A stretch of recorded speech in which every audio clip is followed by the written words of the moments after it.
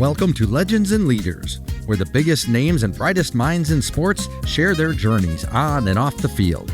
Hosted by Leo Lewis, former wide receiver for the Minnesota Vikings and founder of the Lewis Sports Foundation. This podcast dives into the stories behind the success. From elite athletes to influential figures across the sports world, get ready for powerful conversations that inspire leadership and legacy. And now to your host, Leo Lewis. All right, everybody. Welcome to Legends and Leaders, and I have to thank Matt Wallace from Wallace Radio Syndication for hosting us tonight. I am so pleased because I've got some guys I've known for a long time here working with me tonight. One of the guys that used to cover me all the time on the practice field. Number 21, return punch like me, and was there as almost as long as I was with the Minnesota Vikings. Rufus Bess. Hey. And then I think he was our mentor. The guy was the leader on the team, played defense, and a linebacker from Illinois. Just found out that we played against each other when we were in college and didn't even know it. Scott Studwell. You just can't pluck these guys off the street and have them come and talk with you. But I think one of the things that we have always enjoyed was that relationship, because we were with the Vikings for a long time. And plus we had long careers. 13 years. What do you get in 9? Stud 14 years. 14, yeah. Plus Scott and I worked for the Minnesota Vikings for a long time. So we are Vikings true and blue. We still, bleed red, but we're Vikings true and blue. But I wanted to get you guys together because I wanted us to kind of talk about some old times, But first, let's kind of figure out where do we start with this? Scott, you're from Indiana. Rufus, you're from South Carolina, certainly. Yes, sir. And, it's amazing how, and I'm from Missouri, so we all collectively was able to get into the Twin Cities and play for the Vikings. Scott, tell me a little bit about what it was in, Evansville, Indiana? Evansville, Indiana, yeah. Born and raised. Yeah. It's a very southwestern tip of Indiana. Oh, okay. So it's stone's throw away from Kentucky. Yeah. Right across the river there. So. And you were close to University of Illinois too. Yeah, it was a couple 100 miles. Yeah. So my folks were able to come and watch the majority of the games that I played in Illinois, and it was close enough that I could get home on weekends if I needed to or wanted to, and that's the time I needed to more so than wanted to. But yeah, it was. I got recruited by a lot of the Big Ten schools back in those days, and. But you weren't a linebacker per se, were you? Yeah, I was. I was recruited as a linebacker, and that was in 1977. Mm-hmm. That was the first year that freshmen were eligible to play on the varsity. So, it was a long 5 years there. I redshirted 1 year because I tore my knee up. Oh, okay. But it was a great experience. I bet. Playing in the Big Ten, man. That every day you're playing top notch. But it was it was always the Ohio State Michigan conference, and the rest were all right. Right. Well, then you guys got a chance to play Missouri every now and then. Well, of course. I don't know whether it was an upgrade or not. Rufus, what about you, man? South Carolina, HBCU school? South Carolina State University. 1975. I graduated 74. I didn't go. I was a walk-on. Yeah. I walked on in college because they didn't. They said they had given out all the scholarship money, and so my next move was the fact that I wanted to go to South Carolina State, and a couple other schools I looked at, Johnson C. Smith and Livingstone, and stuff, and I didn't want to go there. Yeah. So South Carolina State was a great option. They had the great Willie Jeffries coaching there, and I used to watch Willie Jeffries' show every Sunday morning. Right. And that intrigued me and enticed me to want to go there and be a Bulldog. Okay, and you stayed in South Carolina too, right? I'm from right in South your home Carolina. state. I'm from Hartsville, South Carolina, about 3 hours from one of your early guests, Mr. Foggy. Yeah. And, I played against his brother in college. Okay. And so, it was a great run. We were good. We lost 6 games in my 4 years there. Right. We won the conference every year. What conference was that? We're the MEAC, Mid-Eastern Athletic Conference. Okay. And so, we had some good teams, a lot of good players around me, and I was just able to get in there and kind of make my way about it. I ended up making the team as a walk-on, and went on to start for about 2.5 years and ran punts and defensive backs. Right. And, that's what, guys like us with our stature, we weren't over 6 feet. They said you had to do more than one thing, to stay on the team. But then fortunately we were able to do that. That's right. So, and, with me, Missouri, we were in the Big 8 back then. They were called the Big 8, where we had Oklahoma State, Nebraska, Kansas State. So we all came from different conferences as well. And, Scott, you were drafted in the 9th round. Rufus and I came to the Vikings as free agents, but if I can remember those first few years, that's when you were really at your height. You had been a starter, and you got rid of some of these guys, but there were 2 great linebackers there when you arrived: Jeff Seaman, Matt Blair, and they both have passed, certainly, and we can talk about them at a later time, but. It just seems like Minnesota has had some great linebackers, including yourself. What do you think? Well, I think I didn't know it at the time when I got drafted there, and we went to Mankato when I first got here, and that's when they were still playing 6 preseason games. Yeah. So we're in the dorm for 7 weeks. No air conditioning. And it was an eye-opening experience, to say the least. But that Wally Hilgenberg was still there. That's right. At the time, and they were great mentors, both he and Jeff. Matt was a unique character in his own right, but he wasn't as vocal as both Jeff and Wally. Yeah. And so I got a chance to sit back and learn from those guys, and how do you how to practice, how to play, how to prepare, and it was probably about after the 2nd or 3rd game, Jocko Nelson, who was the linebacker coach at the time, came up to me, and they had just let go one of the veteran linebackers that was on the squad, and basically told me I was having kind of a tough day. Yeah. And he told me that I'd, more or less made the team, and just to relax. And even as a draft choice, you were saying, "Oh my gosh!" it was a 9th round pick. It wasn't. Just never know. And Bud didn't. He didn't like rookies. Right.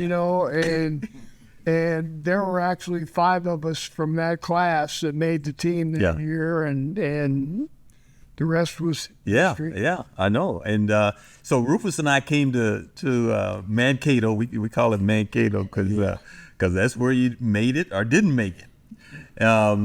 I got there in 81. You got there in 82 or? I came in 82. Yeah, I came here in 82. I came from Buffalo. Yeah, right at the beginning of the season. Right, but you started with. I started with the Oakland Raiders. Yeah, 1979, as a free agent. Right. Only free agent to make the active roster, and the only free agent to really make the team and be on the active roster. So now you're talking about a team, a legendary team. The Oakland Raiders in the 70s were infamous, right? Yeah, with legendary guys like Lester Hayes, who you kind of enjoyed making them look kind of wild at that Lester never said anything. He wasn't gonna say anything. Never said a word on the field. No, sir. He wasn't gonna say anything because he know what was happening. Yeah. He had a little trouble getting the word. So you had Lyle Alzado. No, Lyle wasn't Or there. We had John Matuzak. Okay. We had Jack Tatum, Lester Hayes, Charles Phillips, My Mike God. Davis, Monty Jackson. Who was the quarterback? Stabler was the quarterback. Stabler. Oh, Jim my God. Puckett had been the leader during the preseason. Correct. Snake was the quarterback, and Dave Casper was the tight end. Yeah. Art Shell, Gene Upshaw. So I played with some legendary guys that really That's no kinda doubt. gave me, a little bit of, kind of enjoyed me. I'm kind of guy who like to speak and talk every day. So what I had to do is being a free agent and, walking around there trying to figure things out and, just wanted to keep navigating my path, Right. not letting those guys kind of throw me for a loop. I just, my thing was I speak to them every day, so that way I get to know them a little Right. bit better. And being from the South, it's kind of what you do anyway. That's right. And, Well, it's ironic. You and Casper came to the Vikings the same year, right?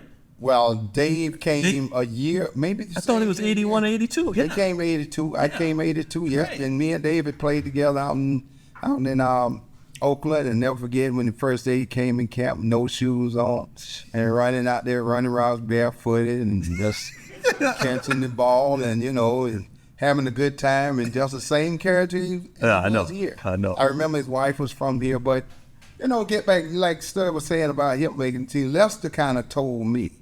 He told me a week or two before the season started that I was going to make the team, and how veterans are. You got to watch it. We were back in that day, and they'll tell you one thing, it might not be true. So I kind of kept my eyes open, and he kept telling me, said, just be cool, because you can make the team, because I like it. So I remember when we went to the Coliseum and played the Raiders. I think it was in 83. 84. Yeah, 84, something like that.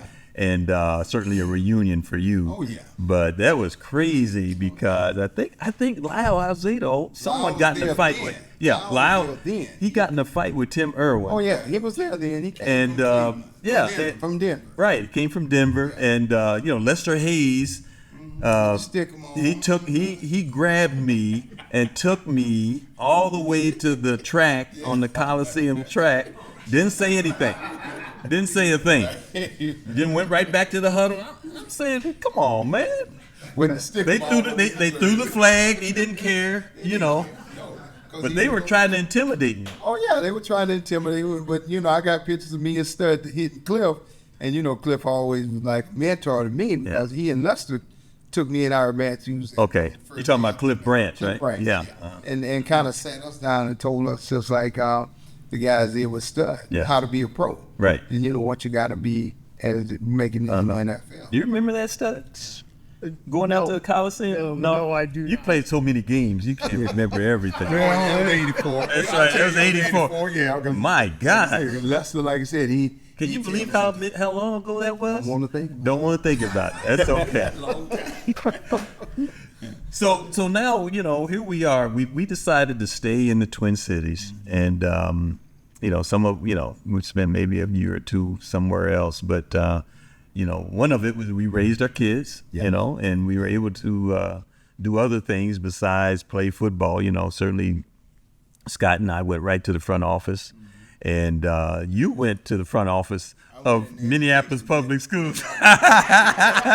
That's right. Yes, I went in there to try to, I had a degree in education, industrial arts and education, so I figured, well, why not give it a shot, and I went over and I signed up in actually St. Paul. Oh, And okay. Mr. Shelton that was in St. Paul had a brother working in Minneapolis, and they ended up calling me to work at Minneapolis schools, and I ended up going to Banneker, and ended up getting hired there full time within the first month. Actually, I went in as a sub, and the sub called me a week or two later and said, "I think you're doing a good job. I'm going to retire." and I had a classroom full of the ones who. Yeah. They were kind of like it was a different group of kids. I bet it was. I bet it It was. was all kinds, yes. And you ultimately though became a head football coach at North High School, and you, lo and behold, how did you convince Teddy Brown to help you out with the high school team? Well, at the time, I was trying to get everybody to help me to come out. I tried to get Rick too, out there was playing, but it was just one of those things. But Ted wanted to coach a little bit, so I said, well, you can come out and be the offensive coordinator and stuff, but you have to keep Ted on I had to keep him in bounds sometimes. But Ted would be telling me to take players out. I'm like, Ted, give him another chance. Yeah. Give him one more chance. No, take him out, Rufus, take him out. And it worked out good for us. Okay. I got to the point I started wearing the headset, and I said, well, you go up in the box. Yeah. Sometimes he'd be talking, I just put the headset around. But I hear it. So I was like, okay, I'm going to call this play right here. But no, we had a good relationship. I had a lot of different guys that coached with me, and I had some really, really great kids. Yeah. Well, I mean, you have a vast experience. So how many years has it been, Rufus? You've been in public education.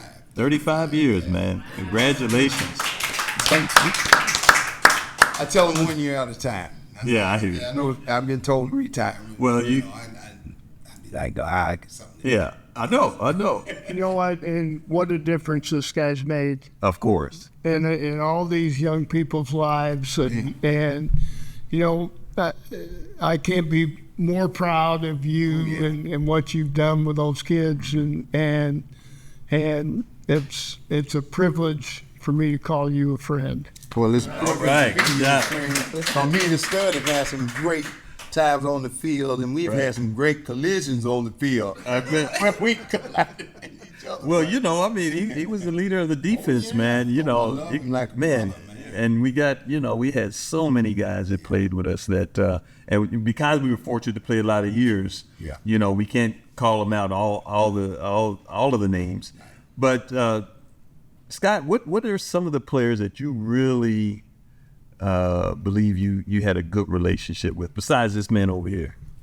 I was fortunate enough to come in '77 when the nucleus of the championship teams were still there, and as a young player, I admired those guys and I looked up to those guys, and we ran in different circles than those guys did, but when you have a Tarkenton and a Mick Tingelhoff and a Ron Yeri and guys that they're Jim Marshall too. Jim Marshall and Carl Eller and Alan Page, and, Bobby Bryant and Paul Krause. Legendary. How many Hall of Famers are on the field at one time? And they were getting a little long in the tooth, and they had seen their better days. But they still knew how to win. And Bud was a great orchestrator of his small staff. I think they had 6 coaches? Yeah, something like that. Who was your defensive coordinator? Holloway? Neil Armstrong. Oh, Neil Armstrong first, who actually did. He went to the Bears after, I think it was after my first season. Jocko Nelson was a linebacker coach. He passed away. Buddy Ryan was the D-line coach, and he was a piece of work. But as we know from his history of there were so many familiar faces on that football team and in that organization, and it was they had their office on France Avenue, which is now a crematorium. And they practiced. They didn't practice it on a regular field. We'd go practice in the park. And take a bus over to another park, and it was we practiced in the parking lot at the Met. It was, but we won. That's right. We found ways to win, and the conference or the division wasn't as strong as it is today. Obviously, but it was a great time to be a Viking. Oh, no doubt, and certainly we all played in the '80s as well when we moved into the Metrodome, and that was a different era. It was a different way of winning. Certainly the Met had its mystique. But the Metrodome was something else. I tell you what, one of the things that I believe was to our advantage is that it was so darn loud. They would put speakers on the sideline just to make it loud, too loud for the opponent. Well, my ears were messed up after that.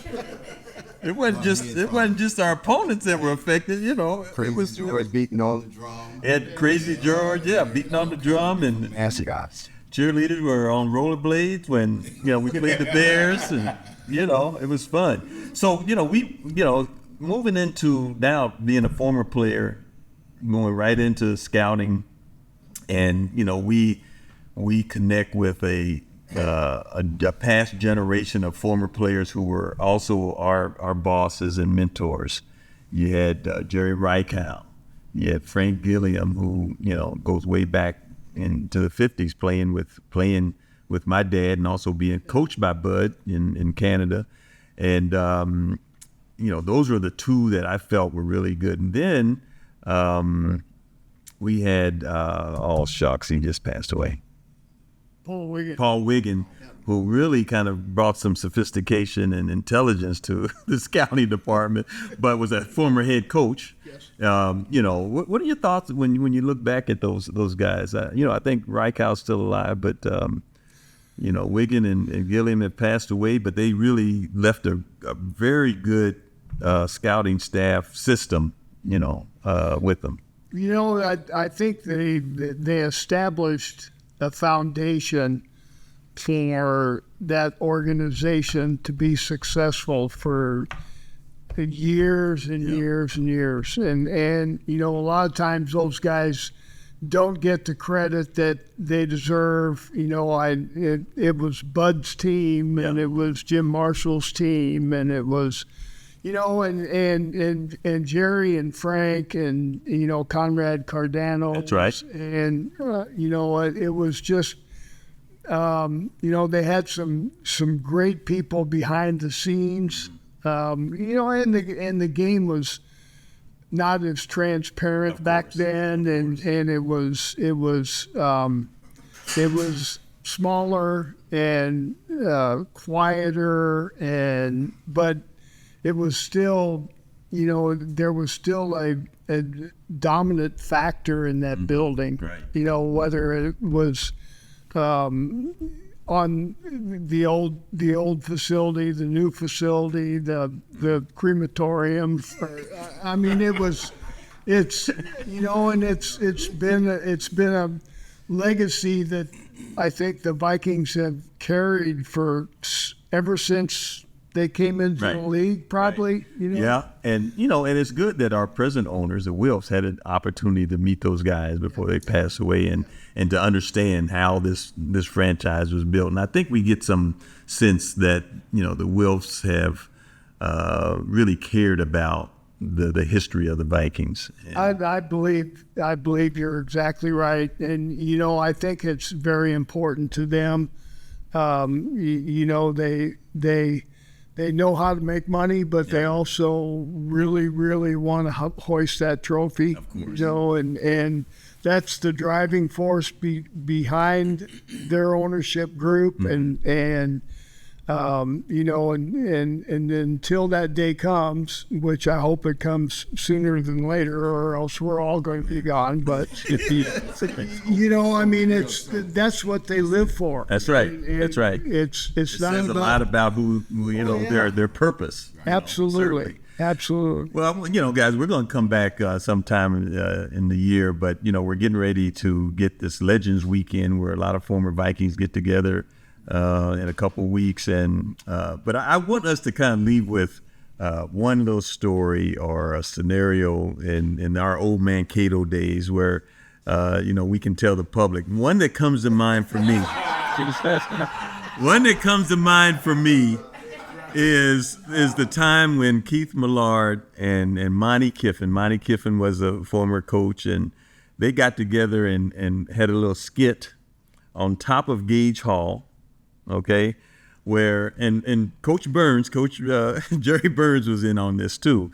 We're at the end of practice, and Coach has us look at the top of Gage Hall, and Monty Kiffin and Keith Millard are kind of fighting. Okay, they're fighting on the top, and then they disappear. Then Monty or Keith, which one of them throws a body over the over the top of the building? Do you guys remember that? I do. That was hilarious, man. We were just cracking up. But you know what? Bud Grant was that way. Bud liked to have some fun. We didn't practice a long time. And we didn't really practice that hard compared to other teams, but we got it done. We got the work done. But that has to be one of the best experiences that I can remember. Can you guys remember anything you'd like to share? Not that I want to share. The guy that we haven't touched on, and one of the biggest characters and one of the best coaches that was in the league for a long time was Jerry Burns. Correct. Yeah. And he's a guy that was he was the funniest, most comical, just quick-witted and very intelligent. Yeah. He was the West Coast guru before the West Coast gurus. That's right. And he was such a character that I don't think got enough credit for what he did there as an organization and as a staff and as a coach. And he became the head coach and was very successful and just a true character. And well, he had won two great two Super Bowls before he even came to Minnesota. Yeah. He worked with Vince Lombardi, so he had some competency. But you're right. I think Jerry was really instrumental. He kind of got mentored Bud up in Canada, and then Bud would always bring him up to be a guest coach during the summer before they started their season.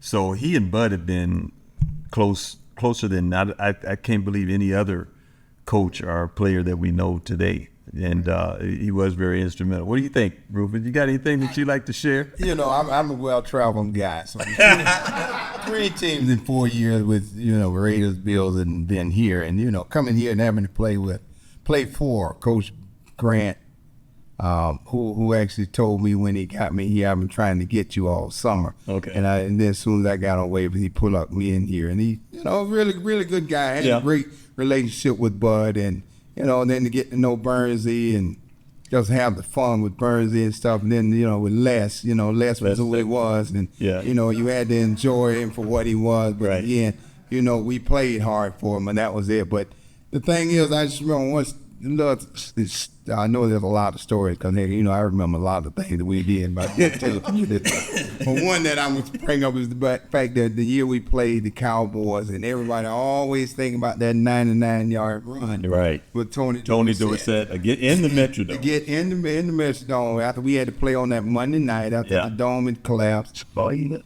that was New Year's weekend. And, we had practice right after New Year's, because I remember the guys went out. I didn't go out that night because me and my girlfriend had a little disagreement, so I said, I ain't going nowhere. I ain't going nowhere.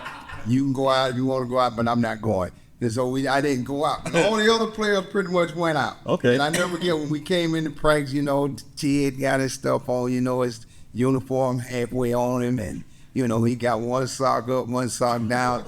Duck, God rest his soul, Big Blood, Doug Martin, don't cut me no more, Ted. Don't cut me no more. We'll come in here again. I'm going to cut you again. And then Ted comes. He rushes Ted again. Ted comes. They get up and scuffle and stuff. Okay. And then when Bud called us up and told everybody to leave, we had practice that next day at 8 o'clock. And if you weren't there, you pretty much weren't on the team. And to me, I think that propelled us to win that game. No matter what the Cowboys did. Because I don't even think we took that 99-yard run into consideration, but people always bring it up to me. Of course. He ran down. I said, we still won the game.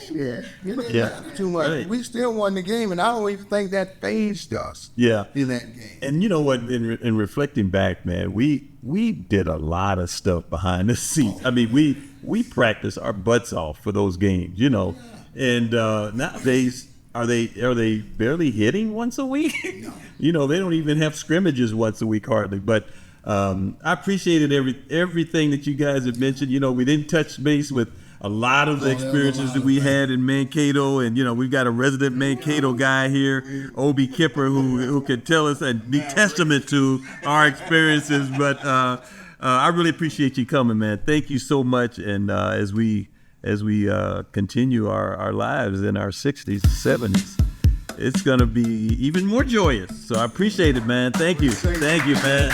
Thank you. Appreciate it. This has been Legends and Leaders with Leo Lewis. Stay connected with the Lewis Sports Foundation and see how these stories are making an impact beyond sports. Until next time, keep leading, keep growing, and keep chasing greatness.